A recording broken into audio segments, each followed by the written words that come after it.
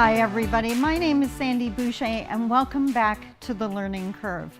If you've never tuned into the show before, this is a show that shares information. We have conversations with people that work and live in Thunder Bay, and our focus is trying to build understanding, especially between Indigenous people and non-Indigenous people within the city. There's just so much misinformation out there, or topics that we just don't have enough information about, and you can only work with what you know. So this show is all about increasing your knowledge base so you can increase the content and the amount of conversations you have with your neighbor or that person you meet in the store. And as always, I just have to send a shout out to all those people that are walking up to me in the mall or wherever we happen to meet and mentioning that they've seen the show and they love it. So you're the reason I'm doing this, and if it's helping you to understand, then that just makes me happy. And on that note, I have to give a special shout out today to Megan Kurt, and I probably just totally messed up your name, and I apologize for that.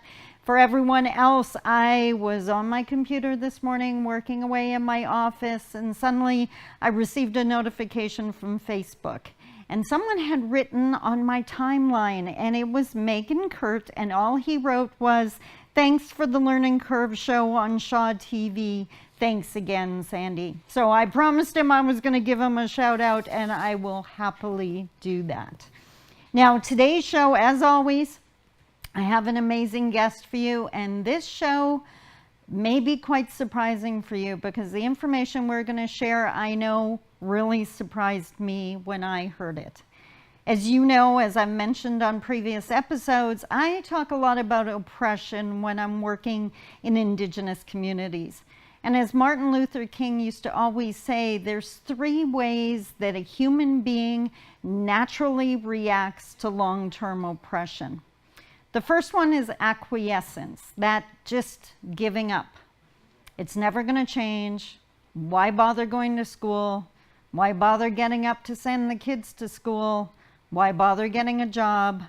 I might as well go out drinking. That is so common, and it's a natural reaction until we train ourselves to get out of that cycle.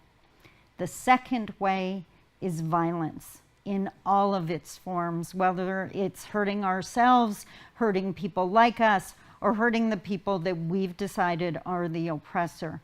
And that's the tie-in for today's show, because my guest today is Bellevance, and she's the CEO of BISNO. Now, if you don't know what that is, you're about to find out, and you're going to hear some information that may be shocking, but is incredibly valuable. So as always, go get that coffee or water or whatever your drink is going to be and settle into that comfy chair, and we'll be back in a few minutes as together we walk through the learning curve.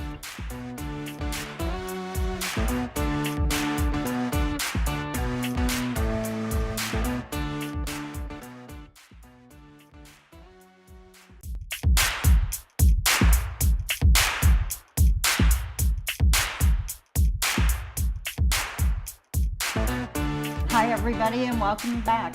Once again, it's Sandy Boucher, and we're here on the Learning Curve with Bellevance of BISNO. Thank you so much for coming out today. Oh, thank you for having me. Yeah, I love this show because I get to invite my friends, and I don't even know, I was thinking about it preparing for the show today, and I don't know how long we've known each other, but it's quite a while.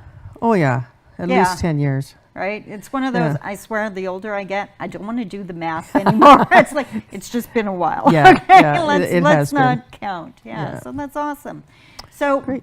But you know what? The other thing I've discovered is I invite people I know on this show, and I always end up learning something about them I didn't know, because we talk about work, right? Like we don't talk about a lot of other stuff. So I'm not sure, are you from Thunder Bay? Born and raised. Ah, okay. Grew up on a farm in Murillo. Are you serious? Okay, see, I didn't know that. Yeah. So, okay, awesome. Yeah, And I'm the oldest of 8. I have 7 brothers. wow, okay, that's the farm. Yeah. Okay, yeah, exactly. So stayed here, where'd you go to school? I went to the Thunder Bay Christian School. I went to a one-room school in Miller, northwestern Murillo, for a period of time, and went to Churchill High School when it first opened back in the day. Wow. Yeah. Oh And then my I did God. the nursing assistant training program through the Ministry of Health. Now it's part of the college, but Okay. back then it was the Ministry of Health, and yeah. Wow. Now, we're going to talk about BISNO today, Right. which is the Brain Injury Services of Northern Ontario, That's correct. right? Okay. You've been there for like ever. Yes. I've been there for 26 and a half years. Okay. And prior to being gainfully employed with them, I served on their board of directors, and also I was on the founding board of directors of the Organization for the Multi-Disabled, which actually owns the nonprofit housing building that we have in the Castle Green area. Okay. Yeah, so I've been exactly. involved since 1983. Wow. So how long has BISNO been around? BISNO was formed as a corporation in 1996. So we started as an organization for the multi-disabled in 1991 Okay. with the building. So that's when I was gainfully employed, Okay. discounting all the years prior to that. And then the way the ministry had things set up, they decided that the service provider couldn't own the housing that people lived in that they received the services from. So we had to de-link. Okay. So OMD continues to own the building, and we had to form a new corporation that then hired the staff that looked after the people that lived in that building. Okay. So they that's wanted how that it was formed. Separation. Or whatever. Yeah, and the reason it's Northern Ontario is because the way the funding flowed, the Northwest usually gets about 1/3 of what the Northeast gets, but because we got a big chunk of it to facilitate the development of our transitional learning center, the Northeast didn't get as much, and they thought, well, what are we going to do with that amount? It's not worth our while. And they said, we'll give it to you as long as you agree to take people from Northeastern Ontario. Wow. So in the first 5 years that we were open, sometimes it was a 10-bed facility. Sometimes half of the beds would be occupied by people from like Sudbury, Sault Ste. Marie, Timmins, Kapuskasing, Kirkland Lake. Yeah. And, people would come, get their rehab, and then they'd go back to their home community. Some people permanently relocated to the city of Thunder Bay and moved to homes in the community, but stayed because they needed the outreach services. But Exactly. yeah, so that's why it's Northern Ontario. Yeah. Wow. I had no idea. And you mentioned Castle Green. You have another tie to Castle Green. Yes, I do. So what's the story on that? Well, my husband, who's now deceased and has been for almost 20 years, was very much involved in the cooperative housing movement as well as other nonprofit housing initiatives, whether it was the Handicap Action Group. But he was a founding member of the Castle Green Housing Cooperative. And Okay. as it expanded through the various phases, they were going to go to Castle Green Phase 5, but then the members decided they didn't want to get any bigger, so then they formed a new housing cooperative because there were still lots of people that wanted to be in a cooperative housing situation, so they formed Superior View Housing Cooperative. Okay. And my husband was the development coordinator for that. Uh-huh. And I know ages ago in another lifetime, I worked at Superior View. Right. And so I heard Terry's name I think before I met you. Absolutely. You would have. So, yeah, and then when I heard your last name, I was like, wait a minute. I've been reading this in founding documents for quite a Right. while. So, yeah, wow, you were definitely homegrown, right? Yep. I can't much. even imagine the changes you've seen in Thunder Bay over the years. There's been a lot. There's been Yeah. a lot, both from a healthcare perspective and social services, housing, just, even the amalgamation of Port Arthur and Fort William, in Right. the 1970s. So, yeah, watched a lot of that. I never even thought of that. Yeah, you would have been here for that because I remember watching and I remember the voting. Oh, yeah. On what the name was going to be, Yeah, right? Lakehead and Yeah. Thunder Bay. Like, whoa, split the vote. Yeah. Oh, I remember that. So, I Googled you. I had to get some facts here. So, the mission of BISNO is to assist individuals living with the effects of an acquired brain injury in attaining their maximum potential as they continue living, loving, and doing. So, acquired brain injury. What is that? So an acquired brain injury is anything that happens after birth Okay. that is not progressive or degenerative in nature. So if you look at American healthcare models, they tend to develop services by body systems. So the neurology system then would include not only things like brain injury, but it would include Alzheimer's, Parkinson's, MS, autism, all of this, anything that has anything to do with the brain. Okay. But because they have so much population, they have scale, then they can specialize within their neurology program and have separate programs. In fact, they will have separate programs for people with traumatic brain injury versus somebody who has an acquired brain injury. So an acquired brain injury is a sentinel medical event. So it could be an aneurysm. Okay. It could be a stroke that's not related to the aging process. Okay. It could be a brain tumor. It could be a brain infection, such as encephalitis or meningitis. Wow. It could also include toxic poisonings, such as mercury. So some of the things that happen to Indigenous people in the White Wabigoon dog, area, right? Yeah. that is a form of neurological disability because of the mercury that happened, because it gets stuck in the brain and causes significant memory impairments, and it also created some motor impairments for people. Right. Yeah. Another one is solvent abuse. So when we start thinking about isolated remote communities where gas sniffing of solvent use is very popular, I mean, we have seen individuals who've been so compromised from solvent abuse that they end up in a wheelchair because they damage their brain to the point that the motor functions of their brain no longer work. And that damage is permanent, right? Yeah. Once it's done, it's done. Yeah. Wow. Unfortunate.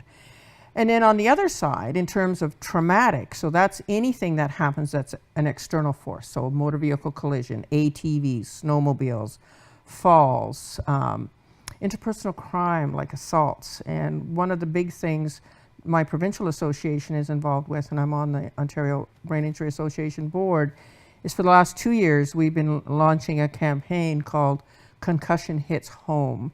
And it's really focusing on domestic violence.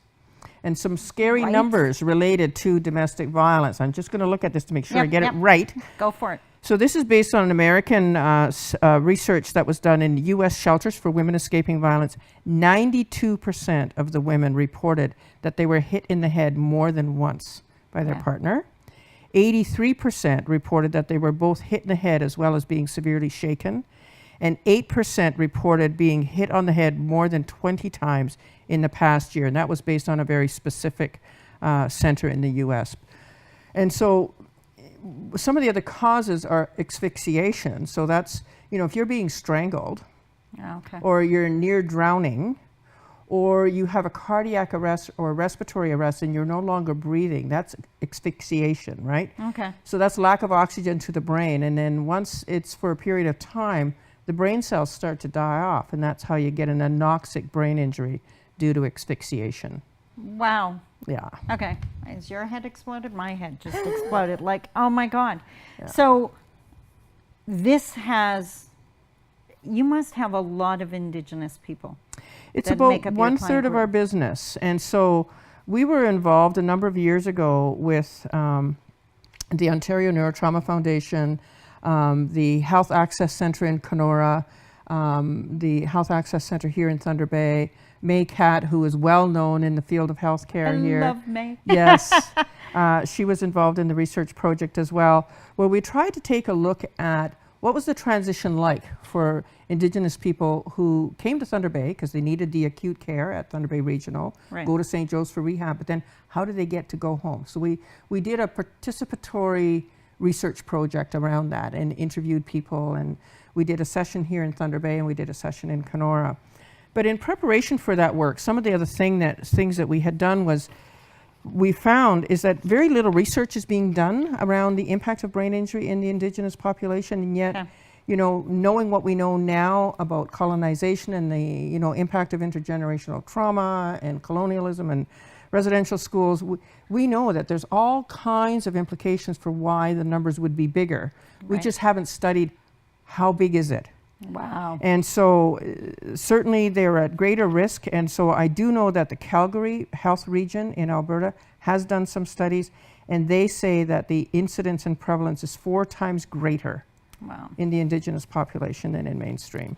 Wow. And just based on our numbers anecdotally, if 1/3 of my business at BISNO is people with an Indigenous history, and a high number are due to interpersonal crime, due to assaults. Okay, that's what I was going to ask you. And that's what you see. Yeah, and certainly motor vehicle collisions, ATVs, snowmobiles, like people engaging in high-risk behaviors. Yeah. You know, falls. Yeah. You know, so certainly the biggest number still is motor vehicles. I mean, that is the big ticket item, no matter what the population is. Yep. But in the Indigenous population, the issue of assaults is greater there than it is in mainstream. Okay. Just out of curiosity, because I don't know, my age, whatever it is, when I think assault, I think young men, but I'd be willing to bet you're seeing young women too, right?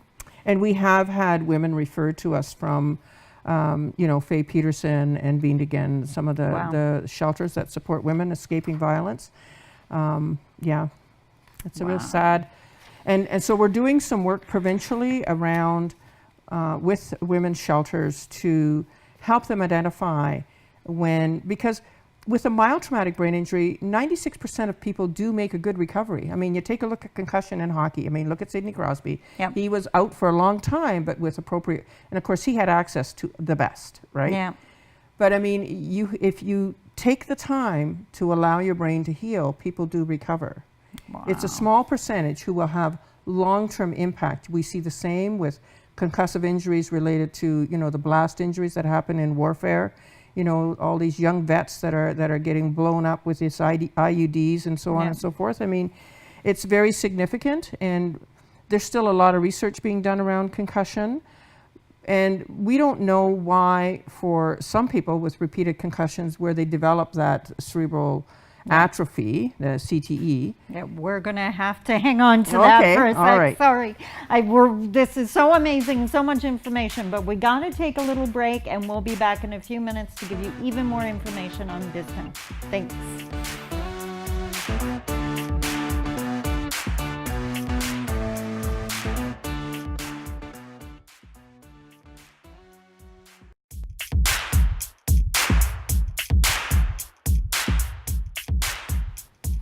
Hello, everybody, and welcome back to the Learning Curve. And we're here with Alice Bellevance from BISNO. And you know what? Every single time I do this show, and you think I would have learned by now, but it always goes in a direction I didn't think it was going to go. I think I know what our conversation is going to be, but I never tied domestic violence to the work you do, which now, in retrospect, seems ridiculous. But you said something that I need to ask about, because we all know shaken baby syndrome, and that's a horrible thing to discuss, but we know about that. Yeah. I honestly thought shaking was only a risk for infants. Are you saying it's a risk for adults as well? Yes, it is. Not to the same level as it would be with children. I mean, you have to think about a baby. The head is disproportionately larger than the rest of their body, and their neck strength isn't the same, right? Oh, that's true too. But when you think about the brain is the consistency of Jell-O.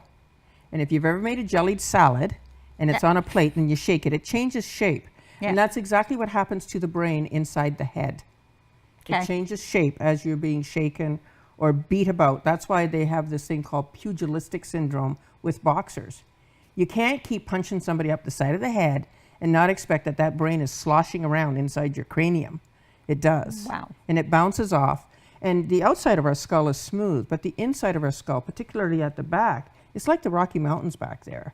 There's lots of ridges and, bony prominences that the brain tissue then shears on and then gets damaged. And you get these small hemorrhagic kinds of events happening, and that's why they have hematomas, or these big blood clots and bruises that happen on the brain that then create swelling, and then that suffocates the brain cells. It causes that intracranial pressure. Wow. And so they need to relieve that. Blown. My head just exploded. Well, I'm just thinking back to my own past. So I'm Indigenous, and I come from, pretty common situations. There was violence in my family history. There's definitely alcohol in my family history. And I'm thinking, and I grew up in a small northern community. Drinking in Northern Ontario that's not new, right? Exactly. But I can think of so many, and I'm going to talk about young men again, but I can think of so many young men that it was just everyone knew they were going to drink and they were going to fight. Yep. Right? And they're hitting each other on a regular basis. And because it might be a minor concussion, they may have a good recovery. Yep. That's why I was starting to say before the break, we don't know why some NFL football players or some NHL hockey players, why after repeated concussions, some of them develop this CTE, that degenerative brain disease. Yep. And others might have had the same kinds of numbers of concussions, but they don't develop CTE because, you know, the only way they can confirm that is when they do an autopsy and they take a look at the brain once the person has died. And so, you know, there's a number of other things that I think we need to consider in terms of genetic predisposition and, you know, some of the hereditary kinds of things, some environmental things.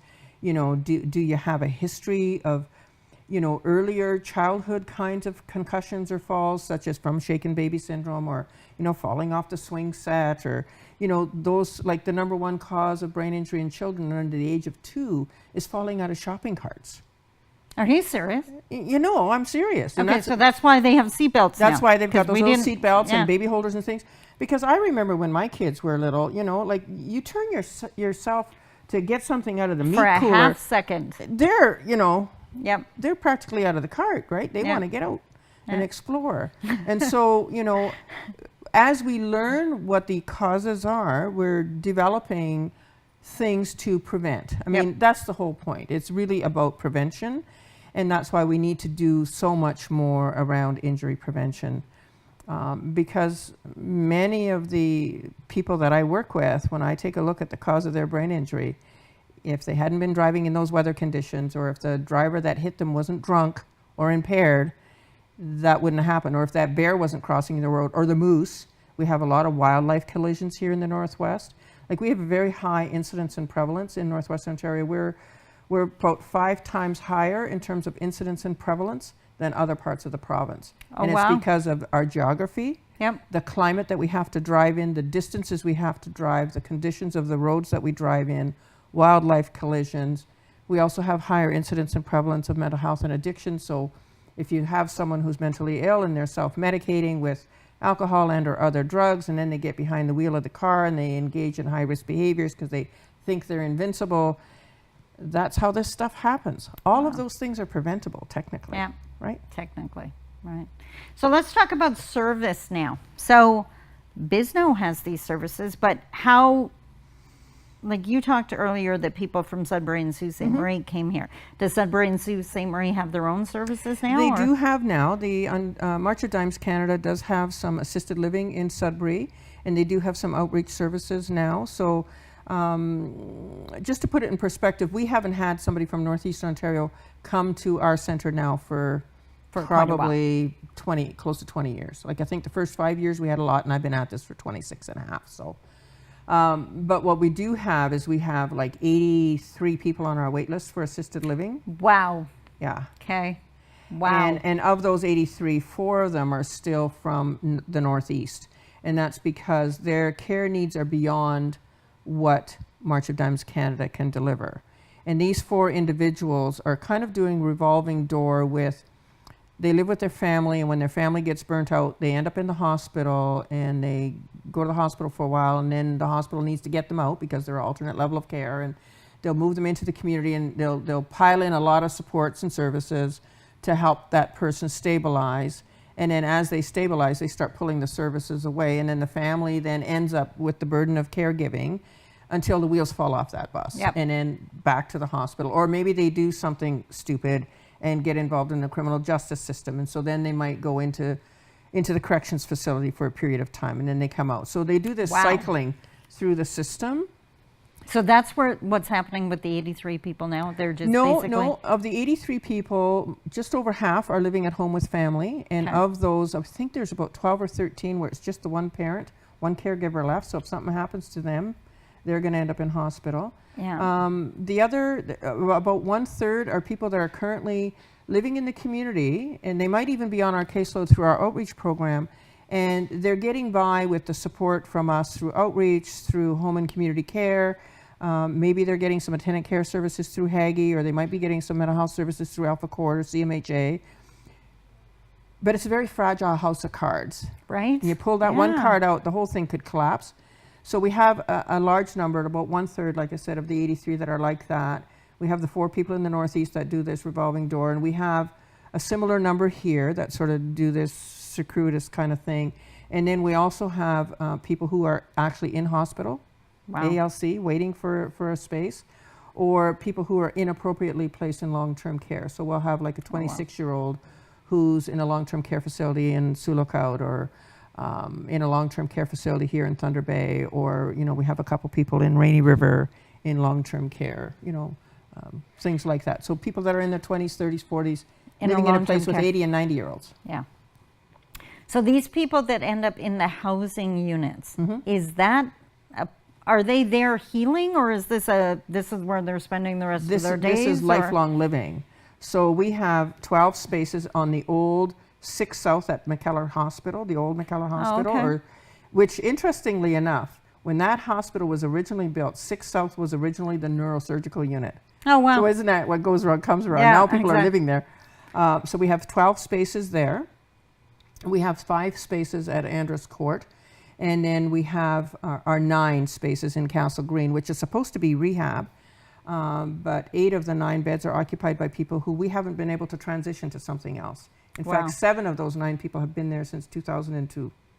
And their level of care is increasing exponentially as they age, because they develop other co-occurring chronic illnesses, whether it's diabetes. We have two of our folks are on dialysis, one is on home oxygen therapy. So their levels of care change as they get older. And it's the same for the people that we support through our community rehab and outreach. Their level of care is increasing. So we've had a number of individuals in the last year or so who are in their 40s or 50s, but they're ending up in long-term care because there's just not enough community support to allow them to stay at home. And that's really sad. We're down to the last couple minutes. Can you believe it? What needs to change? What do you need? What's going to make this better? Well, I mean, clearly we need more assisted living, and we need to work with the existing system in terms of, if we have to use long-term care, can we take a look at developing some capacity within a resident care unit that specializes specifically in providing support to younger people with neurological impairments, not just people with brain injury, people with MS who decompensate over time and need more care, or people with Huntington's or some of the other neurological disorders, because they basically need the same kind of service. Yeah. But Wow. we've compartmentalized it in terms of our definitions within the ministry. Yeah. I mean, the other group that I get asked about all the time is FASD. Yeah. And it's a form of brain injury, but it happens before birth. But a lot of the people we support had FASD, but now they've got a brain injury on top of it because they've gotten involved in a fight, or they've had a fall. We've had one young man who got hit in the head with a hockey puck. Oh. You know, so I mean, there's other reasons for why people get a brain injury. How much information was that in one short half hour? I mean, the reality, the numbers are staggering. All I can say today is please take care of yourself. Think twice before you decide to get in that argument or hang around with that person or drink to that level. I mean, I'm not judging, been there, done that, but please take care of yourself. You don't want you or a loved one ending up in this situation. Thank you, and I hope to see you next time on The Learning Curve.